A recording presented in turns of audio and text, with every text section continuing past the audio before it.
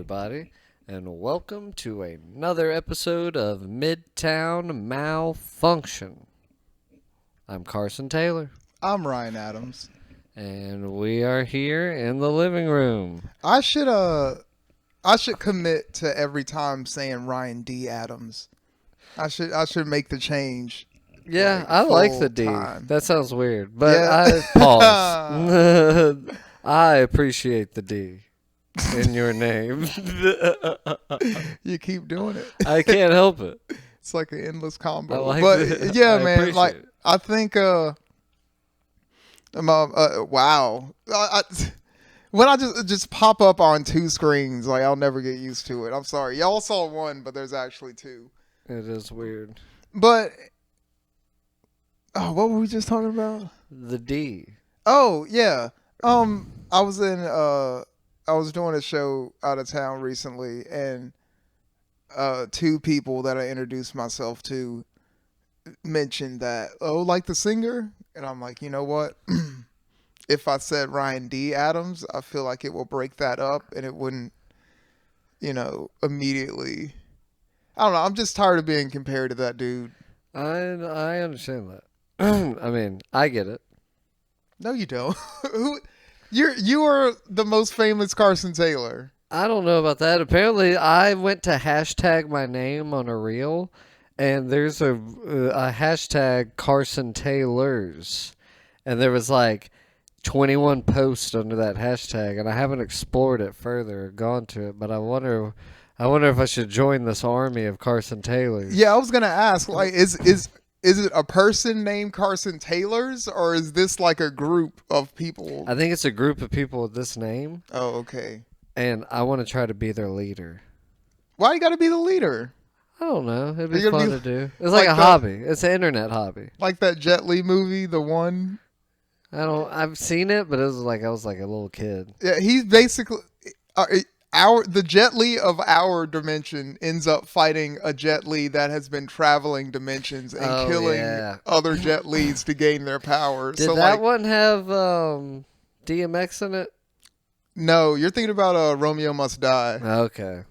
Yeah, I think it had Aaliyah in it too. Nice. Yeah, shouts out to them. R.I.P. to both of them, actually. R.I.P. Yeah. Yeah, R.I.P. DMX and Aaliyah died. DMX and Aaliyah. R.I.P. But I was gonna mention to you or ask if you saw the bug of the month. What's in the bathroom? The New World Screwworm. What are you talking about? Brian at work, Reed. Oh, wait, I don't know, maybe I shouldn't say the last name. I'll keep his last name out of it. But Brian has been freaking out and telling me all about the New World Screwworm. And apparently it's in Mexico. Mm-hmm. And they have been sending. I have seen this footage. They're like sending flies down there to kill it. I heard about that. Yes, and apparently the screwworm, it like gets inside of like cuts and wounds or whatever, and just lays larvae, and that maggots just eat away at you from the inside out. No, I don't want that. Send the flies, man. The screwworm. Apparently they're like 400 miles off the coast of the United States right now. Right now, like as we speak, like there could be a swarm just buzz, like on 400 miles. That's like what, from here till fucking I don't know, past Atlanta probably. Yeah. Oh, I was going in the other direction. I was like, you might be out of Texas. You might still be in Texas. I don't know, man. They better not screw around. Fucking come over here, dude.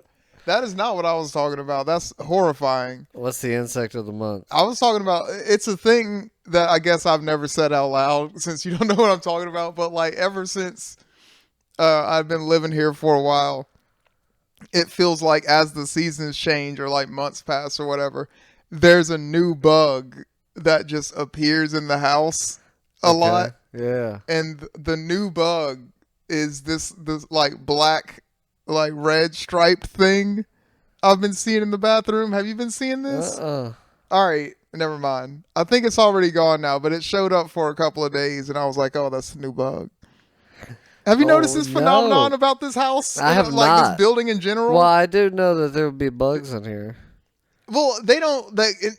It's. I'm sorry, y'all. It's not like an infestation or anything. It's just like it seems like there's a.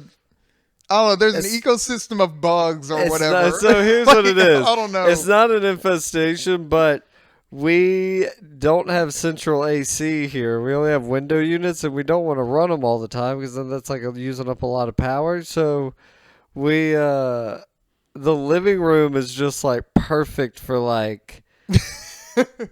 Like literally if you went to the zoo and saw like Yeah. where the tarantulas live and like what their temperature is and shit, it's probably close to this room. Yeah, it's like a rainforest climate. Yeah, exactly.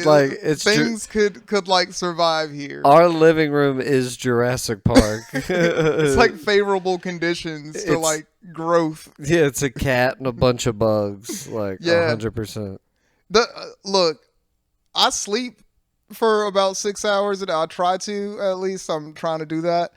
And the cat gets up to shit while I'm asleep. Like, he brought me a lizard the other night. I don't know where he found a lizard. Ooh, is it green? Yeah. Most lizards are, but you know what I mean. It was Well- like it was like traditional like Geico. Yeah. Yeah, I think I saw that lizard. Yeah, well, he's dead And it now. was alive. I got rid of him because Mojo thought I would want a lizard. Bum bum bum bum. The crossroads. I miss my Uncle Charles, y'all. At the crossroads. Oh, man. But- Dude, we just came from open mic tonight that you ran. Mm-hmm. The Slurp Society Slurp slurp. Whippersnapper Comedy mic. And we had some first timers. Not technically first, like virgin first time, but like newer, like first, like handful of times on stage comedians. And that actually got me thinking about my first time on stage. Cause like I've been at it 8 years. You've been at it 11. Dude. Cause sometimes like, do you ever feel like when we're trying to push our local newer comedians to be better, or like to give them structure or right or whatever, like tips, sometimes we can be a little like hard on them and expect a little too much? Yeah. Because I was thinking about, man, when you were a couple of months in, like you weren't exactly like hitting home runs, you know, like you didn't know what the fuck you were doing. Yeah. So like, do you remember any of your earlier bits? God. Yeah, I had I remember some some of awful mine. ones when I started out. I just had really vulgar, just awful stuff because I thought that was comedy. Like You were everything trying had to be like as dark as possible and like, you were trying to be somebody. oh God, I don't know what I was trying to be. I was trying to be Satan with a microphone. Holy shit. But no, I think my first ever joke that I wrote was I was 20 years old, and it was about waking up and my it's talking about how like when I first started off, like it was my second time ever on stage. That's what it was. And I'm like, yeah, you know, this is only my second time ever doing comedy. So I feel like when it comes to this whole comedy thing, I'm still getting my feet wet, which is what I said to my girlfriend this morning when she woke up with my toe in her pussy. I was like, hey, I'm just trying to get my feet wet. That was like the first joke I ever wrote. Damn. I like it. For the first joke, it's you know, it's vulgar, like you said, but I think who I am as a comedian is still in that joke, yeah, but it's not as... it has all the elements of a good joke, but I feel like it lacks your maturity, Yeah. I'll say. But I don't know, it fits for who you were at the time. Yeah. Not saying you would do that, but No. I don't know. But I talk about it a lot. I remember, I think the first joke I ever performed was a story about an accident I got into. And it was like, I got into a car accident earlier this week, and it actually ended up being like a really like unexpectedly cool experience because the girl I got into an accident with was like this like valley girl, and when the accident happened, she got she got out and looked at it. It wasn't that bad. It was more like kind of like a fender bender. So we like pulled over off the road. She looked at it. She was like, "Oh my god, take a picture for their Instagram or whatever." And she was that kind of girl. So I was like, "Oh my god." So we actually ended up like taking a picture together, like with the accident, like in the background. Like I might scroll on my Instagram and like find it so we could like put it. Anyway, her like dad showed up because she called him. We like shook hands. I was expecting, typical Alabama white girl dad to show up and it'd be a problem, but like he was super cool. And then later on, like a couple of days later, I'm at the like insurance office place to do all this for the accident. It turns out they have the same insurance I do because like the dad walks in and I'm talking to the lady at the desk and I turn around, I'm like, "Oh shit, hey, what up?" And like we greet each other, and the lady's like, "Oh, you guys know each other?" And I was like, "Oh yeah, I hit his daughter." No, with a car. No. And, I remember that bit. Yeah, I thought that was hilarious at the time. But I was like, you have spent so long for one laugh. Yeah. You could get better at like pacing. But I'll say, like you said before, you can see elements of the comedian I am now in it. Yeah, I had some other ridiculous jokes when I first started. I had one. Let me think. What was an old one? Oh, I had one. It was about the different sounds you make when you come, and like the one where you for some reason you're trying to jerk off in a public restroom, and no one wants to for some reason to know. And then you come, and I just started singing a Led Zeppelin song at the top of my lungs, like as Robert Plant. That was all. It was so bad. But that's like the kind of material I had at the moment. When I was starting out, pretty awful. Now imagine that comedian gets on stage. Ooh, it's almost time to restart. No, it's not. Oh shit, we're gonna wait an hour? We are gonna wait an hour. Oh shit, that's all we need. Yeah, we're good. Now say that comedian gets on stage at Slurp Society. All right. What do you tell him? I'll probably just be like, "Hey man, good set." Yeah. I'll let him go home. Do you actually pull him to the side and be like, "I'm you from the future"? Not yet. He wouldn't be ready for that. I let him work. I let him get comfortable first before I'm like, "Hey, the blah blah blah blah blah, maybe blah blah blah blah." Yeah. But nah, that's I think it's part of learning, and you do forget that sometimes after you've been doing it for a while.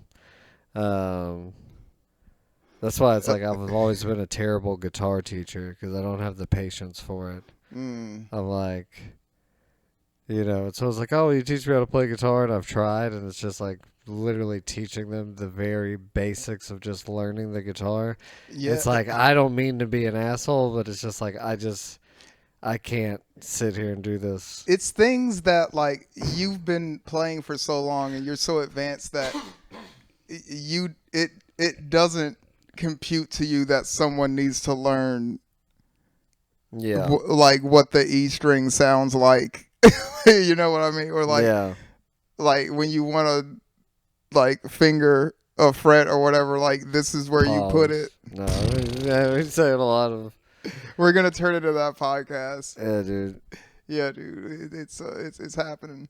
It's the best thing. Was it Post Malone or was it Jack Harlow? Yeah. The best thing he ever did. He was in like a Breakfast Club interview and somebody said pause and he was like, "Resume." And I was like, all right. You're listening to Midtown Malfunction Podcast Hey. right here on YouTube. Man, so I recently did a show in Macomb, Mississippi, like a week ago. You did. And that place is cool as fuck. Same as like Wiggins. There's just like a main street that you go down that's pretty dope. And the place was called the Palace Theater. And from the outside, it looked like a the first scene of a made-for-TV Lifetime movie where the whole town is gonna save this theater. Yeah. That's what it looked like from the outside. You're like, ooh, this needs some work. Yeah, the community center. And then you go on the inside, and it is like 5-star hotel luxury fucking theater, dude. It is beautiful. Yeah, I saw the pictures you posted, and I was like, God, bro, look at this place. And the dude said he's still working on it, but like, and obviously the outside's gonna get fixed or whatever, but like, the inside is amazing. It's one of the most beautiful places, if not the most beautiful place I've ever performed. It's fantastic. And then you go and walk around the main street, right? And it's like that cool thing where it's like very retro Americana, like all the buildings have been the same since like the 40s or 50s or whatever. And then you find out it's like the home of like so many blues musicians and stuff. And like all the bars are like blues themed or like blues music bars, like up and down the whole strip, right? Wow. And then they have this one building where they show the list of famous people that are from there. So it was like one was like authors and actors or whatever, and then a whole other list was politicians, then a whole other list was like musicians.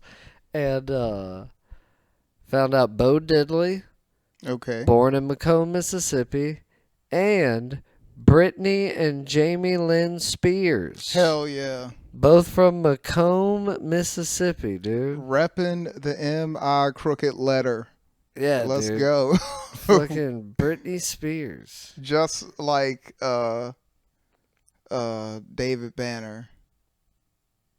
He's not from Macomb specifically, but he does rep the M.I. crooked letter. Yeah. He does do that. Actually, Delicia, every time she does a show in Mississippi, there's a specific David Banner song, I believe, that she plays every time she's like entered Mississippi. And I do the same thing, dude. I have like ritual songs that I play before shows. You've been in the car for, so I always play that Yes. one song, "Moment of Truth" by Gangstar.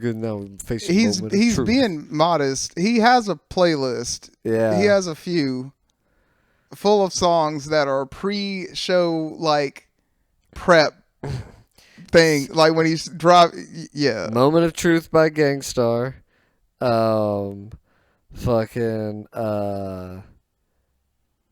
"One Beer" by MF Doom. "Love Me" by Akeem Ali. "Detroit Rock City" by Kiss. Bro, that's the hardest song ever written, dude. Whatever, it's like, it's 12 o'clock and I'm ready to rock. Doom, doom. And then the bass. That fucking bass is nasty. Dude, the bass is so hard on that song, dude. You're forgetting, sometimes you do the Rocky theme. Oh, man, the Rocky theme. That was the intro song that I used to every open mic at Blind Mule for like 2 years. I remember one time that song was playing in the kitchen at work, and as it reached its climax, you've heard the song, you know the as it happened, he's doing something, and he turns around and looks at me and goes, "It's the best thing that ever happened."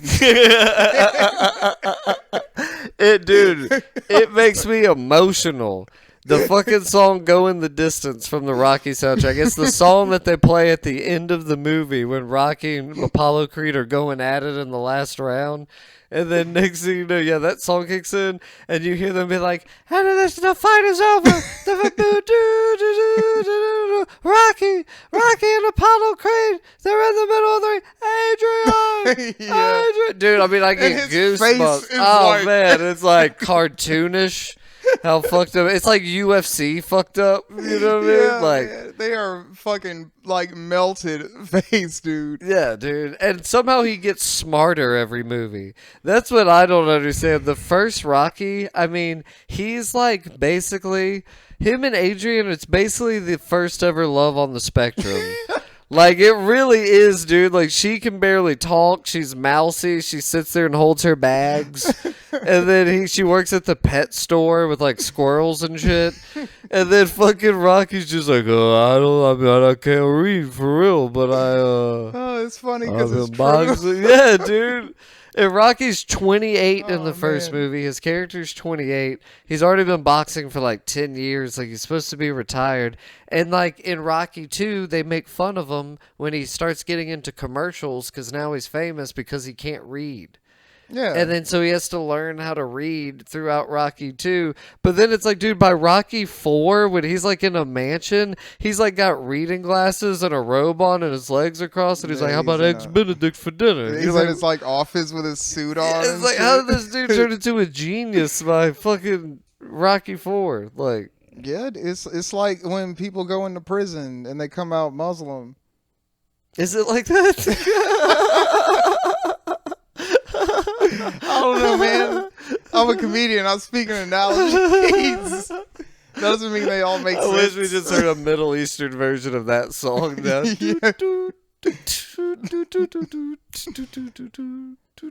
Oh my God, what have you done? I don't know. You know that's gonna get made, right? I hope it does. By Somebody's NosferatuChuckeCheese. I was gonna. All right, so I didn't know if you wanted to talk about this on the pod. Who the fuck is that? I think so. I have a theory. All right. I have a Okay. theory. Okay. So I messaged them. Did you see this? Yeah, On I a saw, I comment. saw you reply to a comment. So What? if you listen to the podcast, all 7 of you out there, one of you, one of 7 of you is NosferatuChuckeCheese. Yes. And here's what happened. You freaked me and Ryan out. Dude, if me and Ryan would have been tripping on psychedelics, you really Boy. would have, like, spun us. The dude. timing of us discovering this was insanity. I would have been stuck in a loop, dude, because, like, we almost got stuck in a loop. Like, our brains melted. Like, it was like Twilight Zone shit. Because on the podcast, on this specific episode, I think it was episode 7, is the one right after Dan Alton, Yeah. we mentioned Chuck E. Cheese, and we started talking about basically like the Bill Belichick thing of like being an old man with a younger girlfriend. And I was saying if I was an old man, I would still date like a 28-year-old would be perfect if I was like 74 or something. And then I was like, I'd be like a rich guy, like in There Will Be Blood, and I'd be like, hey, go bowling. And you're like, yeah, take your tokens. And I'm like, no, don't do that. That was the whole thing. And you're like, yeah, you're just going to, that's what every woman wants, to be in a Chuck E. Cheese controlled by some Nosferatu.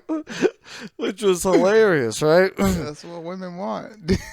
Well, then a few hours later, I swear to God, all of a sudden, there's just a fucking YouTube account called NosferatuChuckeCheese. And it's you. Whoever you are, and they comment, and they said it was so funny because I think about Nosferatu, and it looks like Chuck E. Cheese. Yeah, as I made some kind of like photoshopped or like AI image for the profile of picture. Nosferatu as Chuck E. Cheese. Yeah. And the first comment says, I haven't laughed that hard since 1874.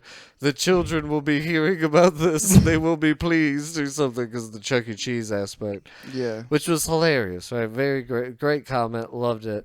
But it freaked me and Ryan out because we were like, wait a second. We talked about how long has this account existed? Yeah. And then it was like, I guess you could change the name on YouTube. I didn't think about that. So it is somebody we know. It has to be. My theory on NosferatuChuckeCheese is I think it's either Ryan Deacle, Okay. who swears it's not him, Of course he would. Teddy Mullen, Okay. or my number 1 suspect is Nick Brackett. Because if you really look at the wording of stuff, look at how this is how murderers don't get away with shit, even if they do like newspaper cutouts and stuff. They can't help themselves. It's the way that people talk. That's how the Unabomber got caught. His brother could tell his brother. how it was written. He's like, that's how my brother talks. He didn't want to believe it either. He just read it and it was like undeniable. I don't want only one person on planet Earth. I don't want it like to this. be Nick. Here's what I want it to be some random guy from middle of nowhere, Illinois, who really just discovered the podcast and now this is his new hobby. And this is the way he wants to make contact with us. Yeah, just he's NosferatuChuckeCheese, and he'll forever be a fan. Like we will shout out NosferatuChuckeCheese till we die. I think it's Nick Brackett, and I'm telling you, if you go on the matter of fact, okay, let's break this down real quick. Matter of fact, hold court for a second. Okay, I am holding court with you guys, you guys, the audience. I didn't mean to say that our house was infested with bugs earlier. That's not true. I was just saying that every now and then a new crop of bugs make an appearance around this apartment complex, and I just see them from time to time. That fucking movie Graw he just scrolled by. That's a short film that he directed and I was in, and I specifically remember cooking fake eggs or like fake meat or something like that while a man was being drowned to death in the other room. On film, by the way, on film. This is it. Not in real life. This is in GTA. Did you find the comment? I'm looking for it. There he is. Good stuff. Haven't laughed like that since 1874. The children will hear of this. Okay, so that's creepy. And that sounds like something Teddy or Nick would say, or Ryan Deek would say. That sounds like their kind of lingo. The children? The children will hear of this. That sounds like a Nick thing. Yeah. That sounds like something Nick would say. Okay, so now we're going to move on. Episode 9, I believe we talk about Chuck E. Cheese again. Yeah. And we get another comment. Second consecutive episode talking about Chuck E. Cheese. I say, who are you? He said, going live tonight, 3:33 a.m. sharp. No camera, no mic, just the sound of old tokens spinning. Bring questions or don't. I already know them. What in the fuck? I said sharp cheddar. Why did you say sharp cheddar? Because he said 3:30 a.m. sharp. Oh, okay. And I was trying to throw him off. But like going live tonight, like on YouTube, this is the first time I've seen this comment, by the way. This is NosferatuChuckeCheese. I should subscribe. Yeah, I've learned nothing more than I already learned. This channel has no content. I don't know how well y'all can see that. It was picture, created the day that episode happened. Okay, it has one subscriber, which is you. I mean, beautiful photo though. It's probably AI. No, I hate that.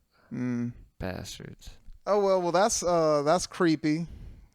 That's But I think it's Nick. That's what I'm gonna say. Okay. Well, whatever you're doing, Nick, or whoever it is, I don't know. You're winning. You're winning, Nicholas. Nicholas. See, now you're losing. Well, you hit him with the Nicholas. Oh, yeah. Hit him with the Nicholas. But, you were saying earlier that it feels weird for the podcast to be back here because, as you can see in this episode, you've seen it by now. It's been out by the time you see this, but yeah, we took the podcast on the road. Yes, I don't know why the hell I just did that. That was weird, but we did that. And we did take it on the road, down the street to Cedar Street. It was on the road, dude. It counts. It's 10 minutes from our apartment. 8 minutes from our apartment. Yeah, but we might take it on the road for real. Jacksonville, North Carolina, September 5th. Get 5th. Some tickets. Yeah, please get some tickets to the show. I got kids. Playhouse, same place that we did before. Playhouse nightclub. Playhouse comedy Jacksonville. It's Playhouse Jacksonville. My bad. Playhouse Jacks. Yeah, dude. Yeah, dude. Used to be a strip club. Now it's a comedy club. Wasn't it 3 strip clubs? Or No, there's another. So there's another location now that the same owner that owns the Playhouse owns. Okay. And it's 3 strip clubs in one. And if you are a performer at the Playhouse, you get into those 3 strip clubs for free. Okay, so I remember I was learning that and not taking advantage of it the last time we went. And I talked to you about this, or you talked to me about this before. This time, motherfucker, we're getting into at least. We're going. We're doing at least one of the strip clubs. Here's the thing. One, if not all. This is how I look at it. Like, I'm single. Mm-hmm. I'm sober. As am I. I don't want to drink. We hang out in bars all the time doing comedy. I know that I don't want to drink. So being in a strip club is not going to make me want to drink. But it's just like, why not? Like, it'd just be fun to do. You know what I mean? We get in free. Like, hang out for a little bit. Be like, well, we did that. We'll go home. Why not? A friend of ours can't come with us because he's married. He'll be dropped off at the apartment. Or at the hotel that we have. That's fine. While he's at the hotel watching, documentaries on fish and bears or whatever. Is that what he does? No, I mean, he'll probably be watching old reruns of like That 70s Show or George Lopez or something, whatever he can find. Okay. Maybe like the original Teen Titans or something. It's got to be the original. We don't have to have this conversation on the podcast. We're going to a strip club. We're going to 3 strip clubs. We're not talking about Teen Titans. And we're going to do and here's another thing. I want to talk to, when we get there, Jake Gilbert and Adam Kemp. Yeah. I believe. Friends of the podcast. Yes, both and Christopher Williams. We'll talk to Christopher, a.k.a. Christopher Robbins.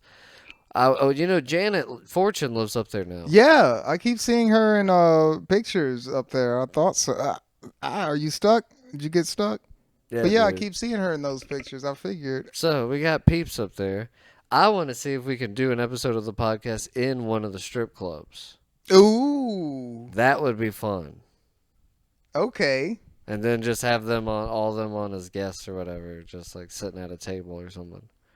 Yeah, all we have to do is talk to the owner who owns the place. If we fucking murder... Yeah, I'm pretty sure. Like, if we go up there and absolutely destroy, and they're like, bro, we're like, hey, let's do the podcast at Ass Clappers or whatever it's called. Ass Clappers. Yeah, I don't know. I'm bad at strip club names. I just want to get straight to the point. Like, you are all up in my face, man. See, you did get stuck. See? Damn. Bam. Sorry about that, guys. He got stuck on my shirt.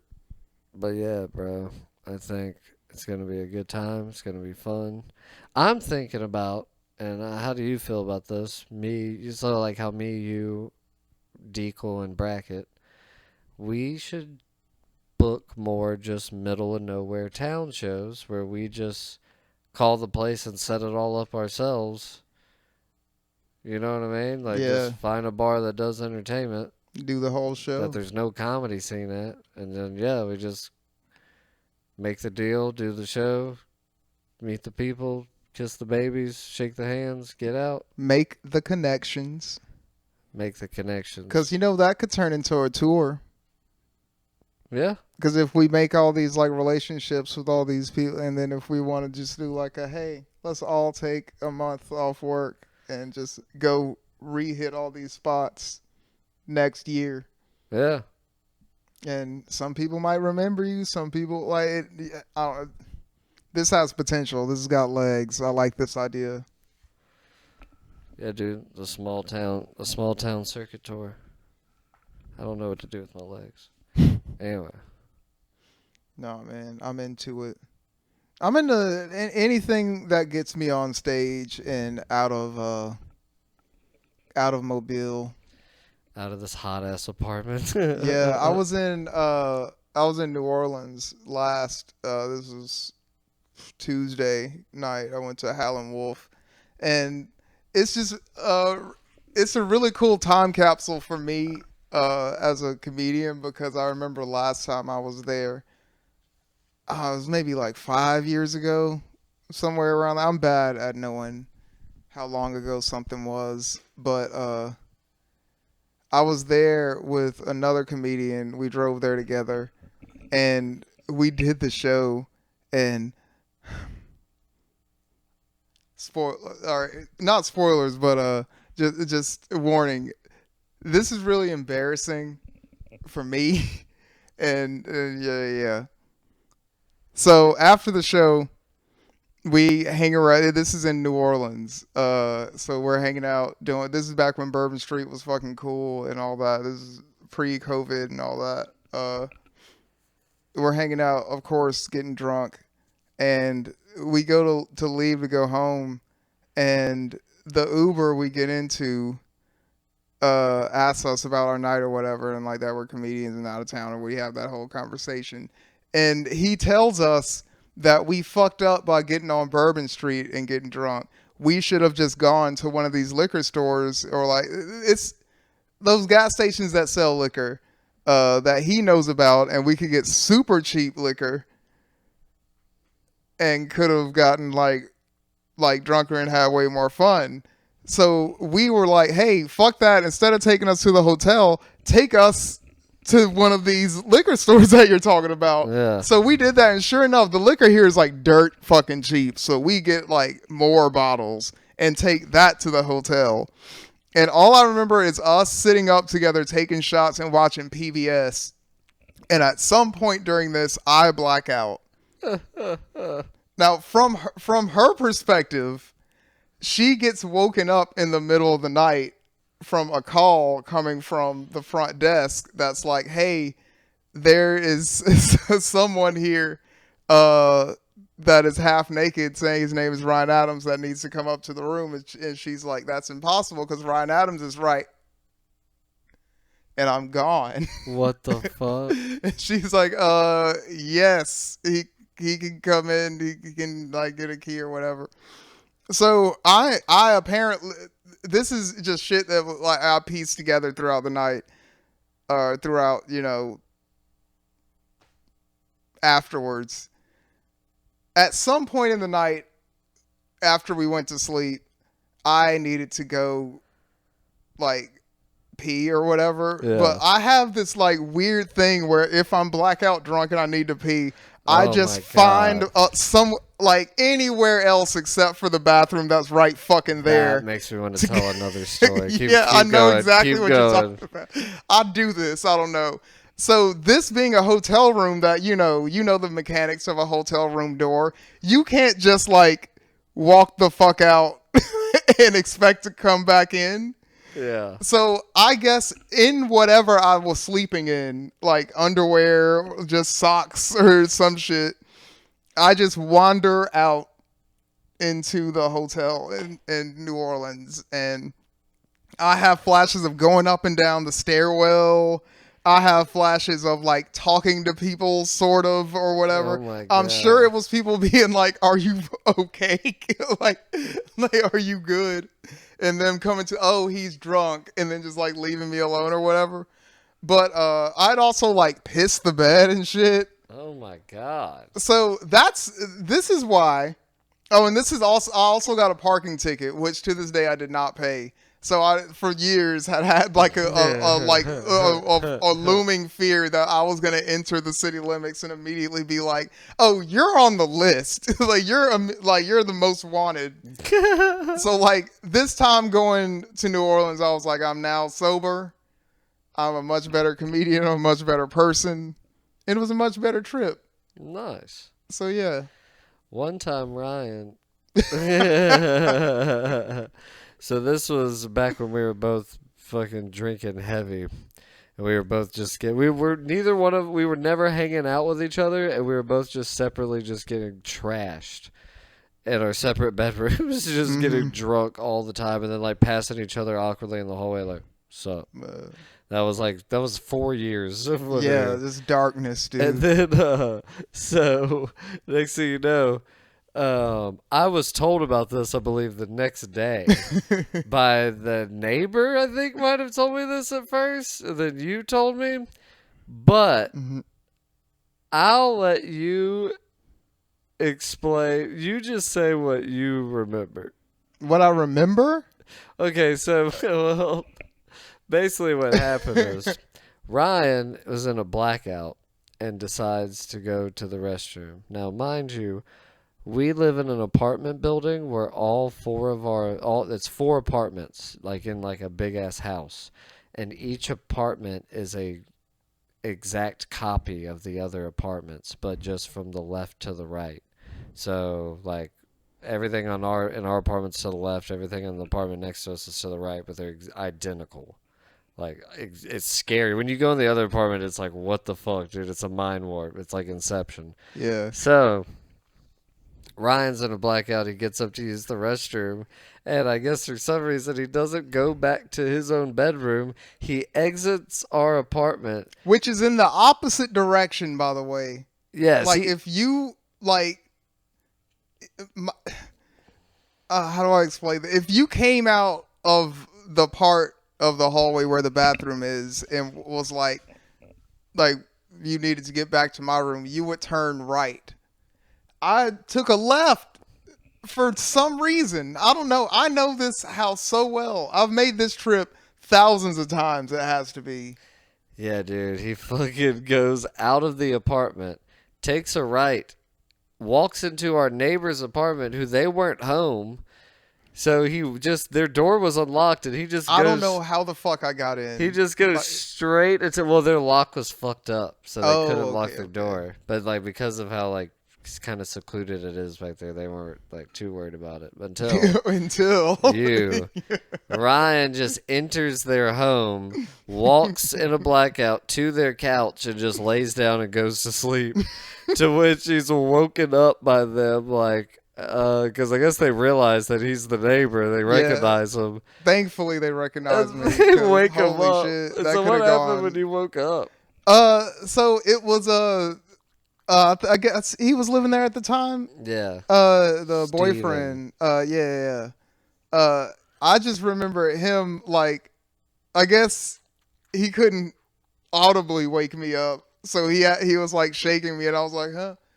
Oh, shit. And I remember like looking around and not recognizing at all where I was, and I was like, I've been here before, but not specific. Like, I mean, like, I've been in this state before where it's like I'm waking up and I'm in a room that I was clearly put in by somebody else. But I knew that wasn't the scenario because I wasn't like I was at home. Like, I wasn't hanging out with anybody. Yeah. So like, who the fuck put me here? And then that's when I started looking around and like recognizing the faces in front of me. And I was like, oh, I'm next door. Yeah, dude. How the fuck did I get next door? And he was like, hey man, like, I think I was like, yeah, I'm so sorry. I'm so sorry. I'm just gonna go. And I just left, and that was that. Later, years later, I was at Nixon's up the street, and I ran into him, and we had a great laugh about it. It was fun. Oh, dude, one of the funniest times is when he first started dating her, and he had first started he moved in there. Mm-hmm.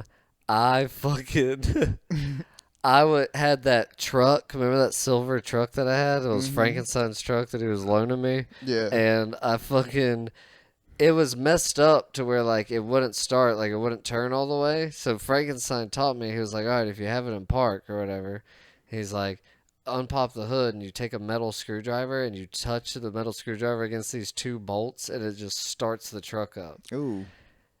Yeah, I'm not a car person, you know what I mean? that's So some hot especially wire at the shit. time, like 5 years ago, that really freaked me out or whatever. I was like, all right, I guess that's what I do. So then I'm out there and I'm going to do that, and I pop the hood, and I didn't realize that the truck was in drive or whatever. And so it starts up, like, and right when it starts up, it just drives itself right into the back of his car, which is parked, and it hits it like boom. And then it's just, my truck is just going and pushing his parked car into the middle of the road, like, skirt. So I'm running, and my truck door shuts, and I'm like, oh my God, please don't be locked. And I go and I open it, and it was unlocked, and I get in it, and I have to like put it in park real quick, and I'm like, what the fuck? What the fuck? What the fuck? Because I'm chasing my own truck that's driving some itself. slapstick ass comedy, dude. This is amazing. So then I had to I get in the truck, and I back it up and park it, and then I get out, and I knock on the door, and I'm like, yo, dude. And I could tell he was high as fuck. Like, what's up? He's like, what's up, man? And I was like, bro, I just hit your car. And I was like, it's not bad. There's like a little dent, but I fucking smashed it. I don't like, and I was trying to explain what happened. He was like, what? And I was like, explaining. He was like, and then he just went and looked, and he was like, oh, you're good, man. And I was like, you sure? And then he's like, yeah. And then he looks at you and he goes, wait, is my shit just in the middle of the road? I'm like, yeah, dude. It like pushed it out there. And he had to go down there and move his car because there was cars that couldn't get by and they were honking. Oh, it was my a God. nightmare, dude. It was a nightmare. I just imagine, like, if you took that whole scene and put it on, like, sepia tone or like sepia or however you say it. Oh, like there's a guy named like the bike scene from Friday. Yeah, like there's a guy named J.L. Barnum watching it. Like, now there's one of the greats right there, Carson Taylor. He knew how to do comedy. It's like, car tracks, me running after it. Yeah. That shit really happened, dude. That was awful. That's crazy, dude. It was terrible. Oh my God, please don't be locked. Like, that was the part of the story where I'm like, oh my God, dude, if it's locked, he'd be so fucked. Dude, if it was locked, then we gotta have to smash my own window in. And then sit on glass to stop the fucking car. And then you like pull. Have you seen the videos of like dudes getting like roid rage mad? Yeah. And like punching through glass, and they try to pull their like their arms all cut up and like squirting blood. And like, oh yeah, they look like you just look like an asshole. Don't hit women, gentlemen. You'll end up being like one of those dudes. That's what we're gonna end the podcast with. That don't hit women. Yeah, get your animals spayed and neutered. My name's Carson Taylor. I'm Ryan D. Adams. This is Midtown Malfunction, episode 11. Get some. Peace.